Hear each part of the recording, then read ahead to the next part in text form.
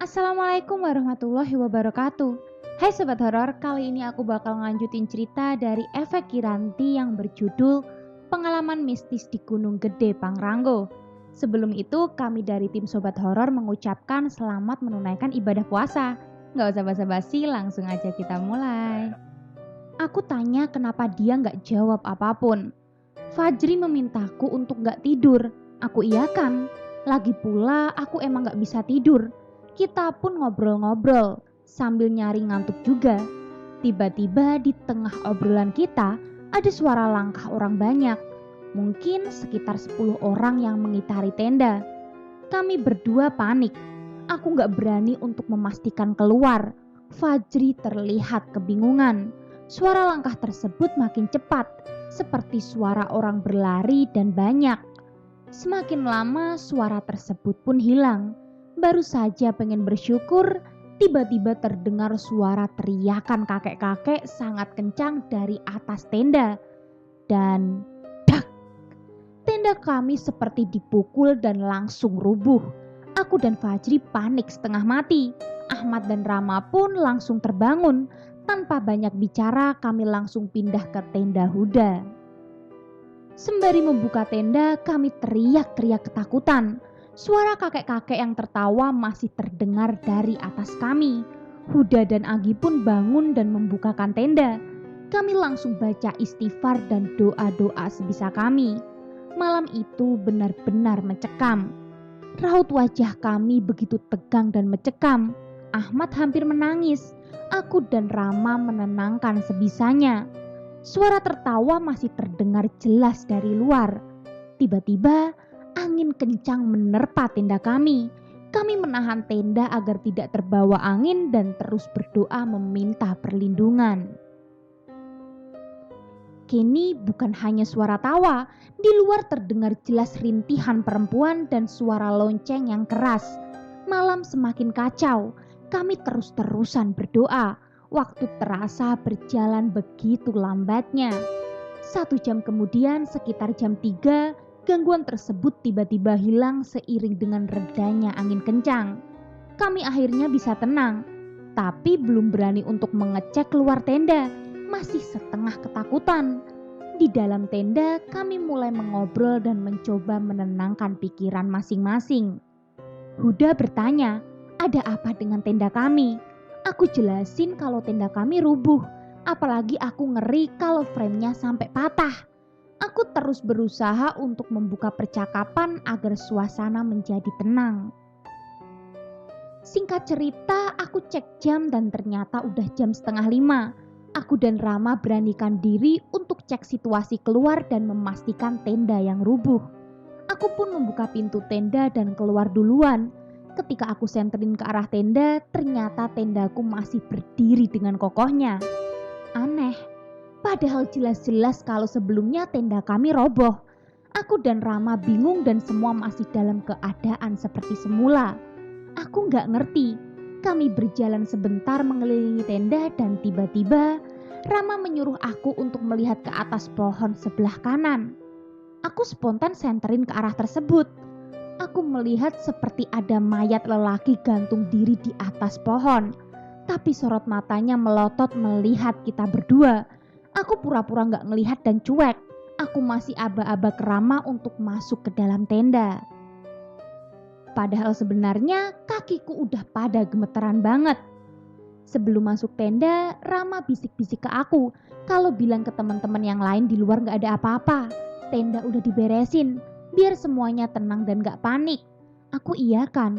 Ketika masuk aku jelasin sesuai dengan apa yang Rama bilang ke aku sebelumnya. Aku lapar. Huda langsung inisiatif buka tenda dan masak.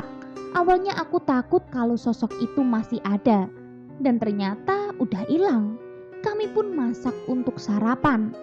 Ahmad terlihat sangat baikan setelah pakai koyo dan balsem semalaman. Katanya udah gak terlalu bengkak. Kami pun makan dan saat itu masak kentang goreng dan beberapa potong sosis. Tak terasa sinar matahari terlihat. Kami segera keluar. Aku pun menyuruh Ahmad untuk mencoba berjalan perlahan dan ternyata lumayan lancar. Hanya saja memang harus pelan. Kemudian kami memasak air untuk diseduh kopi sambil berdiskusi terkait kaki Ahmad. Kita berdiskusi apakah perjalanan ini akan lanjut naik atau turun. Aku bertanya pada Ahmad, katanya udah gak kerasa sakit, tapi mesti pelan jalannya. Aku masih ragu untuk meneruskan perjalanan karena takut terjadi hal yang lebih parah pada kaki Ahmad. Rama dan Aki meyakinkan aku untuk terus melanjutkan perjalanan. Fajri pun sepakat dengan syarat ketika jalan tidak terpisah dan terus beriringan.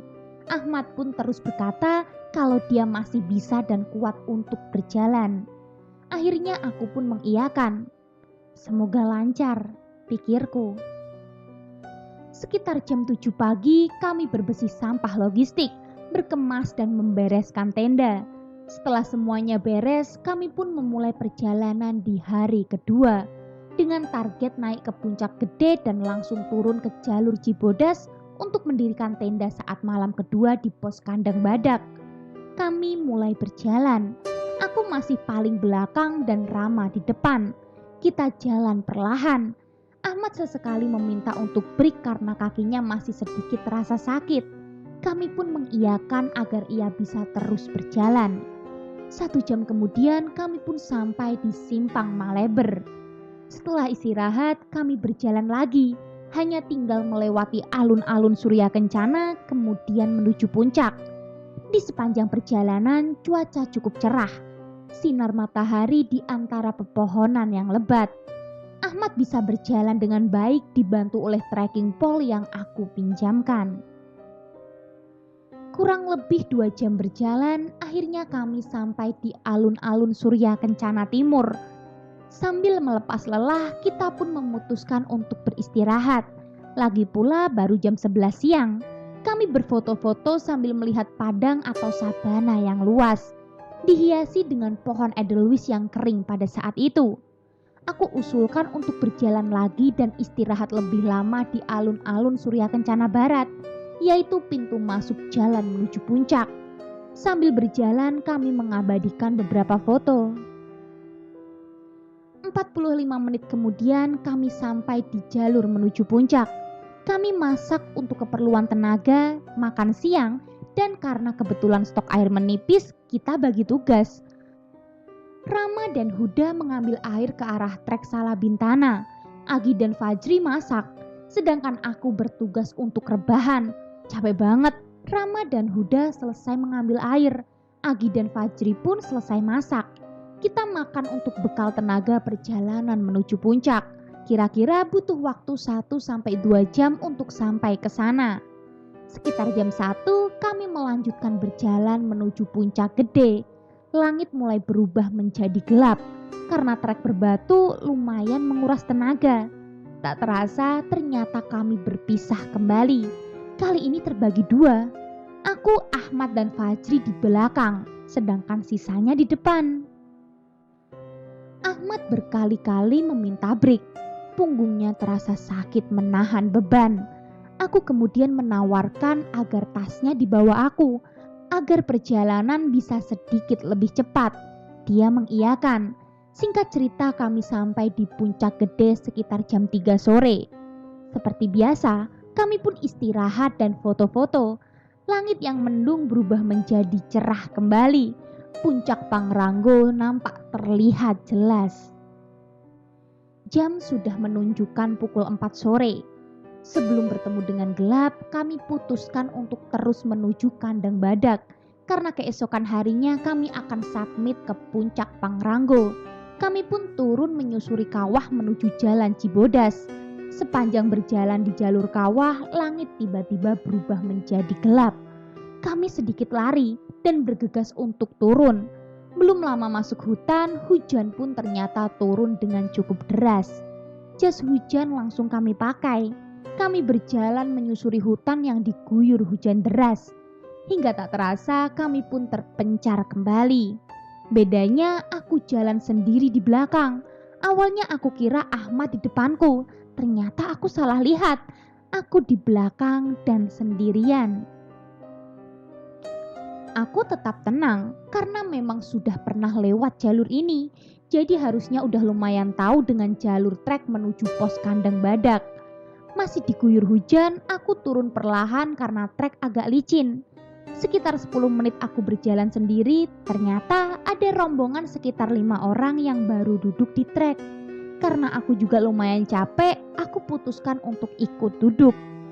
Ketika sudah sampai, aku pun menyapa mereka dan langsung duduk setengah rebahan di dekat mereka. Ternyata sapaanku gak digubris sama sekali. Mereka mungkin kecapean. Aku pun cuek, duduk dan rebahan sambil memejamkan mata. Aku mengambil minum karena haus.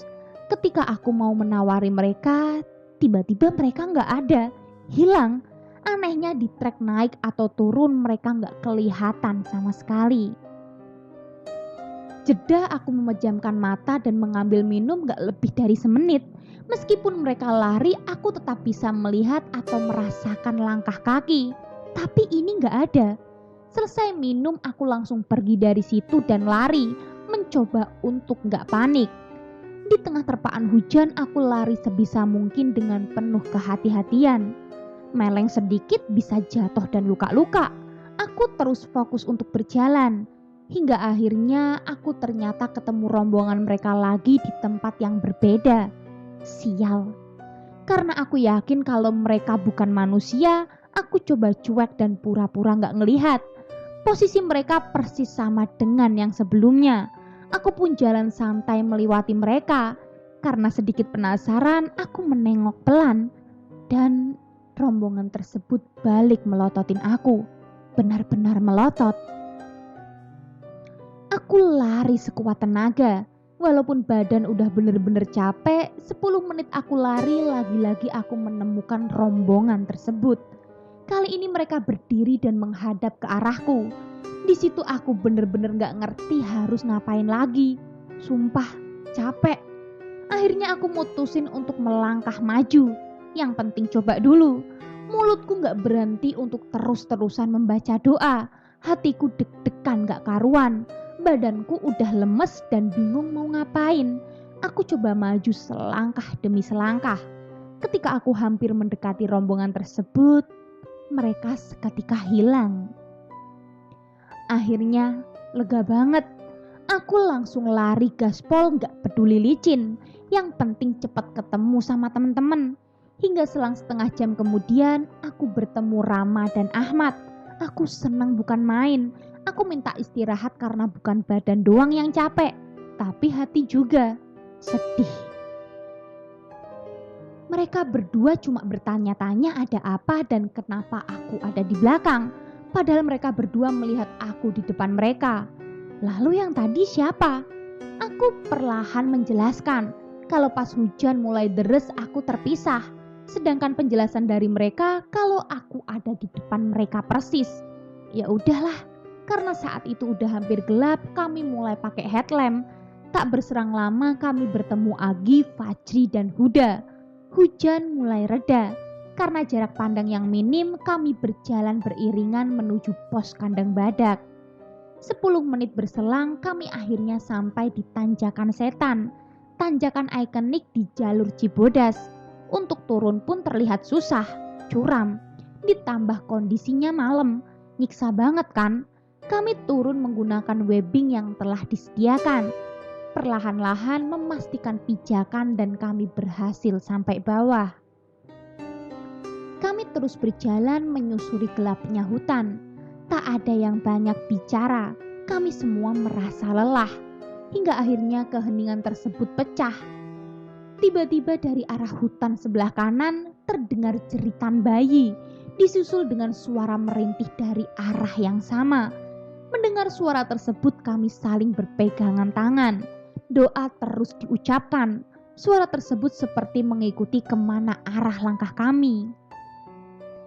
15 menit kemudian suara tersebut hilang dan kami sampai di percabangan Puncak Pangrango dan Puncak Gede. Akhirnya sebentar lagi sampai. 5 menit kemudian kami sampai di pos kandang badak. Tidak begitu banyak yang mendirikan tenda. Mungkin kurang dari 8 tenda. Kami pun bergegas mendirikan tenda di dekat sumber air. Tujuan agar gampang untuk mengambil atau sekedar menggunakan air. Kami berbagi tugas. Ada yang mengambil air, mendirikan flying set dan mendirikan tenda, dan tak butuh waktu lama, 2 tenda berdiri kokoh. Kami bergilir masuk untuk ganti baju dan membereskan isi tenda. Sambil menunggu giliran, aku cuci kaki dan seluruh badan yang kotor di sumber air. Dingin, mirip air es. Ketika selesai dan melangkah balik ke tenda, di belakangku tiba-tiba ada suara tertawa kecil. Merasa janggal, aku langsung lari masuk ke dalam tenda, lalu ganti baju. Setelah ganti baju, aku minta temenin Kerama untuk membuat tali jemuran. Kebetulan beberapa baju kami kotor dan sedikit basah. Aku pasang tali jemuran di bawah flying set agar kalaupun nanti hujan masih bisa terlindungi. Tali pun berhasil aku pasang. Baju yang kotor dan basah aku jemur, begitupun dengan Rama. Setelah semua beres, baru aku mau masuk tenda. Rama tiba-tiba bilang, "Kalau nanti malam ada apa-apa lagi, langsung bangunin aku ya." Perasaan udah mulai gak enak. Aku iyain aja. Lalu aku masuk ke dalam tenda. Dengan sisa logistik yang masih ada, kami memasak. Ahmad mulai merasakan sakit lagi di kakinya. Aku menyuruhnya untuk minum obat pereda nyeri. Akhirnya kami merasakan suasana tenang kembali. Jam 8 kami makan dan ngobrol-ngobrol santai. Tak lama hujan pun turun, cukup deras. Terdengar suara rombongan pendaki yang baru sampai dan mendirikan tenda. Aku usahakan jangan sampai tidur terlalu larut, karena besok kami harus bangun jam 4 pagi untuk submit ke puncak Pangrango. Setelah ngobrol ngalor ngidul, kami memutuskan untuk tidur. Saat itu jam 10 malam. Formasi tenda masih sama dan aku tidur di tengah. Lampu tenda dimatikan. Kami pun tidur. Aku berkali-kali terbangun karena hujan deras di luar tenda. Syukurnya gak ada hal-hal aneh yang aku rasain. Aku tertidur lagi. Sekitar jam 2 aku lagi-lagi terbangun karena haus. Aku duduk, minum lalu tiduran dan mencoba untuk tidur kembali. Ketika seperti hampir setengah tidur, tiba-tiba seluruh badanku dingin bukan main. Disusul pusing yang berat. Aku coba untuk merem, hingga kemudian kakiku serasa kram gak bisa digerakin sama sekali. Digeser sedikit aja sakitnya bukan main, rasanya seperti patah. Karena gak kuat aku buka mata dan ternyata ada sosok perempuan duduk di atas kakiku. Bener-bener ngedudukin kakiku. Mulut serasa dilakban, gak bisa teriak sama sekali. Tangannya seperti meraba-raba tubuhku. Kukunya panjang, wajahnya berlumuran darah, matanya melotot ke arahku. Aku mencoba gerak-gerakin badan dan gak bisa. Teman-temanku yang lain masih tidur, gak keganggu sama sekali. Sosok tersebut masih duduk di atasku. Aku bener-bener ketakutan. Kaki serasa patah, sakit banget kalau digerakin.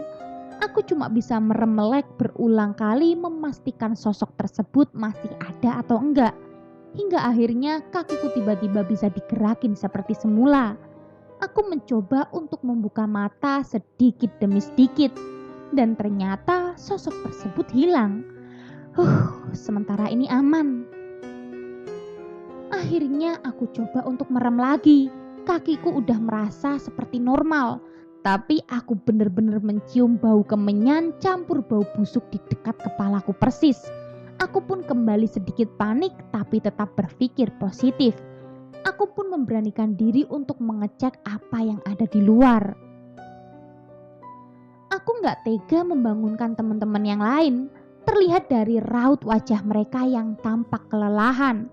Ketika aku membuka resleting pintu tenda di kiri atau kanan, tidak ada hal apapun yang mencurigakan. Bau tersebut pun hilang. Melihat nesting yang berantakan, aku pun sedikit keluar tenda untuk membereskannya. Saat sudah selesai dan ketika aku udah merangkak masuk, tiba-tiba bau tersebut tercium lagi persis di belakangku, disertai dengan bisikan suara. Aku spontan balik badan. Lalu tiba-tiba di depan mukaku ada sosok perempuan yang tadi duduk di atas kakiku. Sosok itu bener-bener hadap-hadapan muka sama aku. Aku teriak sekencang-kencangnya. Rama dan Fajri bangun. Gak tahu kenapa mereka berdua langsung memeluk aku. Mereka menyuruh aku untuk baca istighfar terus. Selepas itu entah kenapa aku gak bisa ngomong apa-apa. Masuk ke tenda pun setengah digotong mereka. Aku disuruh minum. Aku cuma ketawa kecil melihat mereka berdua. Aku lihat jam. Ternyata udah hampir jam 4 pagi. Huda dan Agi juga terbangun. Kami masak dan bersiap untuk submit. Kemudian Ahmad terbangun. Kami bergiliran berberes dan siap-siap. Logistik, kompor, aku masukin ke dalam tas. Setelah itu kami makan. Sekitar jam 4:30 kami pun bersiap berangkat untuk submit. Beberapa rombongan pendaki lain ada yang sudah duluan. Tapi kami nggak tahu mereka submit ke Pangrango atau Gede. Semuanya menggunakan senter atau headlamp. Trek kali ini dibilang cukup sulit. Kurang lebih 4-5 jam baru sampai puncak. Aku memastikan keadaan kaki Ahmad. Katanya oke, ya sudahlah. Kami berjalan tipis beriringan. Aku tetap di belakang. 5 menit kemudian kami sampai di percabangan antara puncak Gede dan puncak Pangrango. Kami pun ambil ke kanan. Trek lumayan landai dan belum terlalu curam. Suasana masih gelap. Belum sampai 10 menit dari percabangan, Ahmad tiba-tiba mengeluh kesakitan. Kakinya terasa perih. Karena tidak ingin terlalu memaksakan, Ahmad mau untuk kembali ke tenda. Aku dan Rama pergi mengantarkan. Setelah sampai di percabangan, Ahmad meminta untuk turun sendiri. Karena kami rasa memang dekat, kami pun mengiyakan. Aku dan Rama berlari menuju Fajri dan yang lainnya untuk melanjutkan pendakian menuju puncak Pangrango. Selama pendakian menuju puncak, aku gak ngerasa hal ganjil apapun. Mungkin sebatas sekilas mata atau suara semak-semak aku anggap biasa. Kami terus berjalan dan bertemu rombongan pendaki yang lain. Kami saling sapa dan pamit untuk mendahului mereka. Tak terasa mentari datang. Sudah hampir 2 jam kami berjalan namun belum ada tanda-tanda puncak sudah dekat. Trek yang lumayan curam membuat kami harus banyak berhenti karena lelah. Sekitar jam 7 aku bertemu dengan seorang pendaki yang turun. Aku bertanya, apakah puncak masih jauh? Dia pun menjawab kalau kami belum setengahnya sama sekali. Mendengar hal tersebut kami pun cuma tertawa kelelahan. Agi pun ternyata sudah jalan terlebih dahulu, jauh meninggalkan kami. Demi mengejar waktu kami bergegas naik lagi. Singkat cerita setelah 3 jam kemudian kami sampai di puncak Pangrango. Agi pun nampak duduk dan mengobrol dengan pendaki lain. Kami istirahat dan foto-foto sebentar. Tujuan kami selain puncak yaitu alun-alun Mandalawangi. Hanya butuh waktu 5 menit turun dari puncak kami sampai di alun-alun Mandalawangi. Konon, Sue Hoki aktivitas era tahun 60-an sering menghabiskan waktunya di sini. Kami mencari tempat yang teduh untuk makan dan memasak air. Aku dan Rama turun ke arah tebing mencari sumber air. Selesai mengambil air, kami menyempatkan untuk mengambil beberapa gambar untuk kenang-kenangan. Mandalawangi memang tak seluas Surya Kencana. Namun Mandalawangi terkesan lebih tenang dan sunyi, cocok untuk dijadikan tempat merenung. Waktu tak terasa menunjukkan pukul 12 siang. Kami memutuskan untuk turun. Lagi pula Ahmad sendirian di tenda. Setelah beberes, kami berjalan naik ke arah puncak Pangrango, kemudian langsung turun menuju kandang badak. Hanya 2 jam perjalanan turun, kami pun sampai di tenda. Ahmad terlihat duduk dan memasak air sesampainya kami di tenda. Kakinya pun sudah lumayan membaik. Kami langsung memasak, menghabiskan logistik yang tersisa. Kami bergantian mengemas barang-barang yang ada di dalam tenda. Selesai memasak dan makan, kami pun bergegas merapikan tenda. Langit tampak mulai mendung. Sesegera mungkin kami harus turun sebelum hujan mengguyur. Akhirnya sekitar jam 4 lewat kami turun menuju base camp Cibodas. Estimasi turun sekitar 2-3 jaman. Trek relatif landai. 15 menit kami berjalan, hujan pun turun. Tidak terlalu deras. Kami langsung memakai jas hujan. Jalur Cibodas terkenal landaiannya. Tidak banyak trek yang curam, tapi cenderung lebih lama jarak tempuhnya. Kami terus berjalan. Ternyata kami terpisah jauh.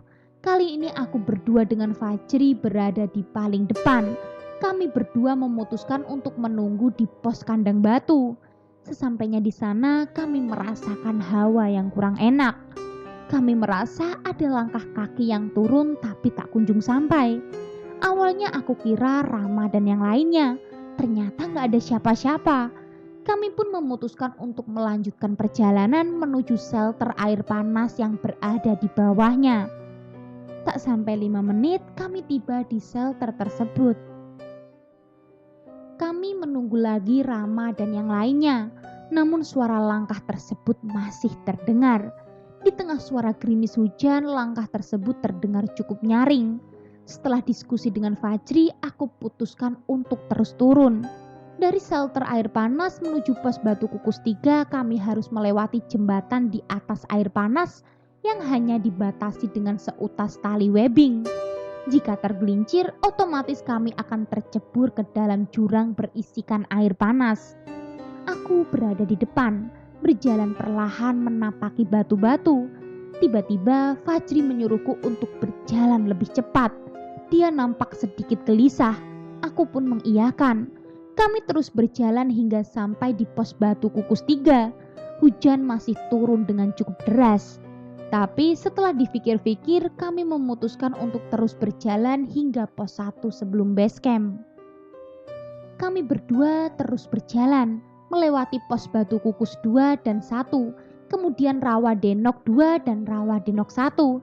Sekitar 5:30 kami pun tiba di pos Payang Cangan, persimpangan menuju air terjun Cibereum dan base camp. Kami istirahat sebentar, minum dan rebahan di pos. Setengah jam kami menunggu, Rama dan yang lainnya masih belum datang. Padahal kami jalan tidak terlalu cepat. Setelah diskusi dengan Fajri, kami memutuskan untuk berjalan lagi menuju pos Telaga Batu. Perjalanan menuju Telaga Batu menyusuri jembatan kayu yang ditunjang dengan beton cor-coran. Tak sedikit beton tersebut bolong. Karena gelap, kami berdua menggunakan headlamp untuk menerangi jalan. Kami jalan perlahan, menghindari jalan yang berlobang. Dalam perjalanan menuju telaga terdengar suara aliran air yang cukup deras. Awalnya kiri kanan seperti rawa, kemudian berubah menjadi hutan yang lebat. Sambil mengobrol kami terus berjalan maju. Ketika masuk ke hutan, Fajri meminta kami untuk jalan sejajar. Aku mengiyakan. Lalu sekitar 5 menit kami berjalan, tiba-tiba ada sesuatu yang muncul dari balik pohon yang ada di belakang kami. Awalnya aku kira dahan pohon yang jatuh, namun lama-lama sesuatu yang seperti dahan tersebut berdiri, membalikkan badan dan meloncat-loncat. Itu pocong. Kami lari sekencang-kencangnya, hingga akhirnya sampai juga di ujung jembatan kayu. Aku cek ke belakang. Sosok tersebut masih ada. Aku yang awalnya mau istirahat karena ngos-ngosan, mengurungkan diri dan mengajak Fajri untuk segera lari lagi. Tak lama kami pun sampai di telaga. Ada sebuah shelter dan nampaknya ada bapak-bapak sedang duduk-duduk. Sepertinya warga sekitar. Kami pun menyapa dan dia memberikan senyuman. Kami duduk, berjarak 10 meteran dengan bapak itu. Dia hanya duduk dan termenung. Aku menawarkan rokok, tapi dia hanya diam saja. Akhirnya dia pun bertanya, "Kami dari mana?" Aku jawab, "Habis naik ke Pangrango." Dia pun tertawa. Aku juga, salting. Lalu dia tiba-tiba nanya pertanyaan yang aneh. "Kalian ketemu pocong gak di jembatan itu?" Lah, aku saling bertatapan muka dengan Fajri. Aku jawab aja, "Enggak pak." Dia kemudian memastikan lagi, "Yakin?" Aku pun menjawab, "Iya pak, aman." Lalu bapak tersebut tertawa lagi. Kali ini sedikit keras. Aku merasa mulai gak beres. Aku kodein Fajri untuk memakai kembali tasnya. Tiba-tiba bapak tersebut terdiam. Kemudian mata bapak tersebut berubah menjadi merah dan muncul bau busuk. Kami kaget, ancang-ancang untuk berlari. Bapak tersebut lalu berteriak, "Yang kejar kalian di jembatan itu saya." Kami makin panik. Trek bebatuan yang lumayan basah kami terabas. Tak jarang kami berdua jatuh. Gak peduli apa yang ada di belakang. Kami terus berjalan dengan cepat. Kami berdua menguatkan satu sama lain. Setengah jam kemudian akhirnya kami sampai di base camp. Rasanya lega banget. Kami istirahat di depan ruangan base camp. Raut wajah Fajri yang terlihat tegang kini berubah agak sedikit tenang. Kami berdua tertawa terbahak-bahak. Konyol. Sambil menunggu Rama dan yang lain, kami pergi ke warung untuk memesan makan. Fajri kemudian bercerita, mengapa ketika di jembatan shelter air panas ia meminta aku untuk melangkah lebih cepat. Ternyata Fajri merasa kalau pundaknya ditepuk. Kemudian ketika menoleh ke belakang, ia melihat sosok perempuan samar-samar. Setelah sampai di jembatan kayu pun sebenarnya dia sudah melihat bayangan pocong tersebut. Namun karena merasa belum ragu, ia mencoba untuk cuek. Makanya ia meminta aku untuk jalan sejajar. Bahkan ketika kami sampai di telaga, Fajri sudah curiga terhadap bapak-bapak tersebut. Karena sebenarnya ketika baru duduk dia mencium bau menyan yang sangat mencolok dari bapak-bapak tersebut. Dia pun gak mengerti kenapa aku seberani itu untuk mengajak dia mengobrol. Kami hanya bisa tertawa, pengalaman yang menegangkan. 1 jam kemudian, sekitar jam 8, Rama dan yang lainnya datang. Aku tanya, aman atau enggak? Ternyata mereka juga sama mengalami hal aneh, tapi tidak se-ekstrim aku dan Fajri. Rama menuturkan kalau sepanjang jalan mereka diikuti oleh makhluk yang berbadan tinggi besar. Makhluk tersebut mulai mengikuti dari shelter air panas hingga pertigaan air terjun. Rama pun sempat melihat bayangan samar putih saat melewati jembatan kayu, namun tidak menunjukkan sosoknya. Ahmad pun kemudian nimbrung bercerita, ketika ia turun sendiri ternyata ada orang yang menuntun dia sampai mendekati tenda. Ketika Ahmad ingin mengucapkan terima kasih, orang tersebut melayang di udara. Ahmad ketakutan hingga dia pun masuk ke tenda orang lain, pura-pura untuk mengobrol. Untung saja ada anggota dari rombongan pendaki lain yang tidak ikut muncak, sehingga ada yang menemani Ahmad. Mengingat tenda, Fajri kemudian bercerita kejadian mengapa dia dan Rama memeluk aku ketika kejadian malam kedua di pos kandang badak. Sebenarnya Fajri melihat sosok perempuan duduk di atas kakiku. Menurutnya sosok tersebut seperti ingin membawaku ikut turun dengan sosok perempuan tersebut. Namun saking takut melihat sosok tersebut, Fajri memilih pura-pura untuk tertidur. Hingga pada saat sosok tersebut hilang, Fajri akhirnya bisa bernafas lega dan kemudian melanjutkan tidurnya. Fajri pun mencium bau busuk dan dia kesal kenapa aku malah nekat keluar tenda. Ketika aku teriak, dia pun langsung membangunkan Rama dan memeluk aku. Rama yang bilang untuk meluk dan gotong aku masuk ke dalam tenda. Katanya aku seperti ditarik oleh sosok tersebut. Lain halnya dengan Huda dan Agi. Mereka berdua merasakan gangguan ketika berada di dalam tenda. Malam pertama dan kedua mereka berdua sebenarnya gak bisa tidur pulas. Mereka mendengar bisikan-bisikan dan seperti ada yang memainkan outer tenda mereka.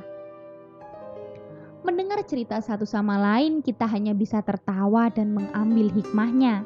Kekompakan kelompok memang diperlukan ketika ada berbagai macam bahaya. Setelah makan dan berberes, sekitar jam 10 malam, angkutan desa datang untuk mengantarkan kami kembali menuju rumah Ahmad. Lalu kurang dari jam 12 kami pun sampai. Aku bergegas langsung mandi dan bersih badan. Badanku terasa lengket-lengket. Maklum, hampir 4 hari aku belum mandi. Setelah itu kami membeli makanan untuk kami santap sebelum tidur. Keesokan harinya kami berenam memutuskan untuk pulang. Agi, Huda, dan Rama pulang ke Sukabumi. Sedangkan aku, Ahmad, dan Fajri kembali ke Bandung. Pendakian edisi Gunung Gede Pangrango sukses dan meninggalkan berbagai cerita menarik. Dan untuk pengingat kalian semua, cerita ini bertujuan sebagai pengingat untuk kita semua agar selalu berhati-hati dan selalu menjaga etika dimanapun kita berada. Kegiatan di luar ruangan mempunyai beragam situasi yang tidak dapat kita prediksi sebelumnya. Kerjasama tim, komunikasi antar anggota menjadi penting karena menopang beragam masalah yang akan datang nantinya. Saling menenangkan, berpikiran jernih dan menguatkan mental satu sama lain merupakan kunci dalam kesuksesan suatu kegiatan. Dan semoga cerita ini dapat bermanfaat dan menghibur teman-teman semua. Selesai. Gimana sobat horor? Dari cerita ini kita mendapatkan banyak sekali hikmah. Dan untuk sobat horor, siapa yang pernah naik ke Gede Pangrango? Bisa komen di bawah ya. Kalau gitu tunggu cerita-cerita menarik lainnya dan jangan lupa nyalakan lonceng notifikasinya. Bye.